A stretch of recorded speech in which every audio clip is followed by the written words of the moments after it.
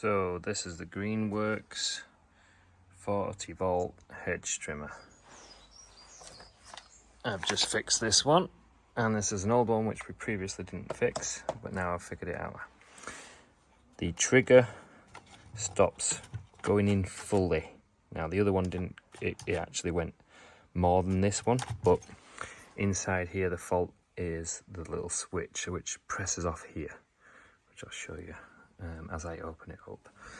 To start with, you're going to need to undo every screw, including these handle ones here on this side. And I haven't figured out how to get this top piece off because I think it's just glued on, but you can kind of prise it open enough to pull this handle panel off. You might get a little crack in the plastic there, but it means you fix it.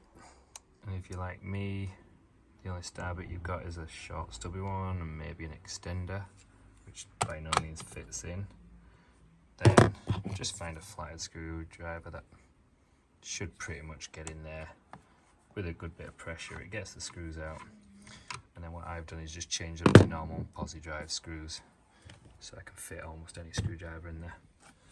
So I've taken every screw out on this side and then put the handle just off to one side. The other side's got cables in, this side doesn't, so that's good. And then literally get the screwdriver kind of in here, start prising it open until I can pull this section off here. Just be careful of the springs popping out and losing bits. So if you prise that part over and then push this inwards, and then that starts to get it so you can get that part out, because it is very awkward. So you really have to push it in hard and feel like you're about to snap everything, and then this comes out. So you see how it's got those ridges there which sit inside this collar here, hence you don't get it out very easily. You've got to really bend it open, push it in and kind of pull it out. The latch here will come out as you do that, and sometimes it might be better to move this slightly out of the way as soon as you can. So the actual design flaw with this is that trigger, when you press that down, pushes into that little button. The plastic on the end of here gets slightly worn and rough, and it no longer pushes it down. So if I push in that little switch with a screwdriver there, and then actually have the battery in, it makes a nice click. That's what this is no longer doing. So we take that trigger out, without losing the spring. And the last one, this section here, see how it's all really roughed up. Sandpaper that down, get it nice as smooth as possible, grease it up, and then put it all back together again.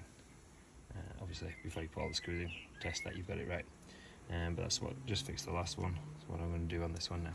So that section there is now nice and smooth on both the top end there and this side profile. And then I'm going to put some coconut oil as grease on, because I don't have proper grease.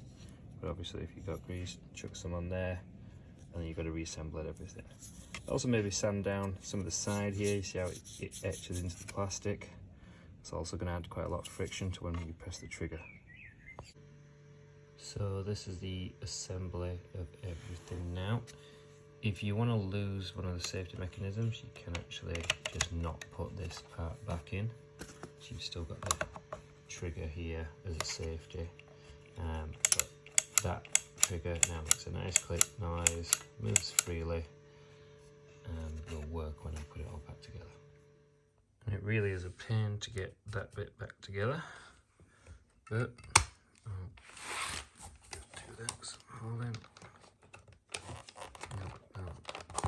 well, it really is a pain to get this part back together. I had to hit this bit quite hard to get it to go back again as well. But eventually you manage. You probably want to put that bit in after you've got this plastic section in. And then we've now got a working hedge trimmer. Two of them. Took about 25-30 minutes.